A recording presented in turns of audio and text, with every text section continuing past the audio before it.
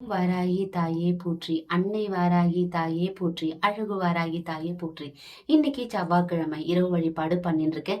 தேவியை நாம இரவு வழிபாடு செய்யறதுனால நான் எப்பவுமே இரவு வழிபாடு தாங்க செய்வேன். மஞ்சள் குங்குமம் மஞ்சள் அரிசி வைத்து பூவை வைத்து அம்மனுக்கு இரவு வழிபாடு நான் பண்ணிட்டு இருக்கேன். அம்மனை இரவு வழிபாடு செய்யும் போது நம்பிக்கையோட பூஜை பண்ணுங்க. தேவியை இரவு வழிபாடு நாம செய்யறன்னும் போது நம்பிக்கைன்றது ரொம்பவே முக்கியம். தேவியை நீங்க இரவு வழிபாடு பண்ணும்போது மஞ்சள் குங்குமம் மஞ்சள் அரிசி பூ வைத்து அம்மனுக்கு வழிபாடு செய்யுங்க.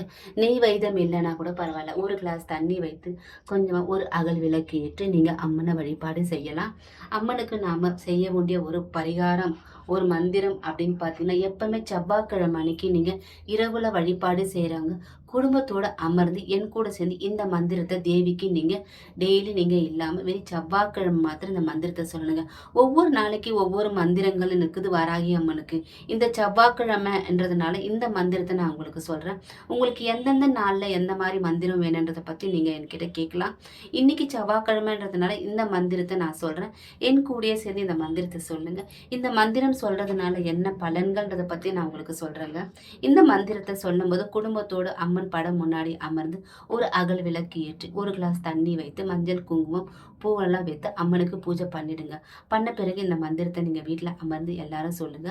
வாராகி தாயே, தாண்டவ நாயகியே, பக்தர்களை காக்கும் பராசக்தியே, எங்கள் இல்லத்தில் ஐஸ்வர்யம் ஆரோக்கியம் அமைதி தைரியம் எல்லா முன்னேற்றம் அருள்வாயாக. எல்லா தடைகளையும் நீக்கி எப்போதும் எங்களை காத்து அருள்வாயாக. ஓம் ஸ்ரீ வாராகி அம்மனே சரணம் அப்படின்னு சொல்லி இந்த மந்திரத்தை முடிச்சிடுங்க. இந்த மந்திரத்தை வீட்டில் எத்தனை பேர் இருக்கீங்களோ அத்தனை பேரும் கண்டிப்பாக வராகி அம்மனுக்கு எப்பவுமே செவ்வாய்க்கிழமை இரவுல நீங்கள் சொல்லுங்க. இதெல்லாம் ஆன பிறகு அம்மன் பூஜை முடிஞ்ச பிறகு விளக்கை நாம எப்பவுமே பூவால் தான் நாம குளிர வைக்கணும். அம்மனுடைய விளக்கை நாம அப்படியே விடக்கூடாதுங்க. அது நல்லது கிடையாது. எப்பவுமே இரவு டைம் பூஜை ஆன பிறகு அது எவ்வளவு நேரம் இருந்தாலும் பூவை எடுத்து குளிர வைத்த பிறகு இந்த மந்திரத்தை நீங்க சொல்லுங்க.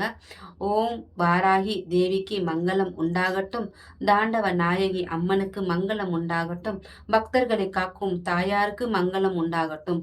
ஓம் ஸ்ரீ வாராகி அம்மனே சரணம் சரணம் சொல்லி பூஜையெல்லாம் முடிச்ச பிறகு விளக்கு குளிர வைத்த பிறகு இந்த மந்திரத்தை சொல்லி உங்களுடைய பூஜையை முடிச்சிடுங்க.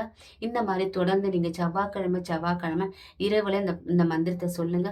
நம்பிக்கையோட சொல்லுங்க. நம்பிக்கை இல்லைன்னா இந்த மந்திரம் யாரும் சொல்ல வேண்டாம். தயவு செய்து நம்பிக்கை வைத்து தேவி வழிபாடு செய்யுங்க.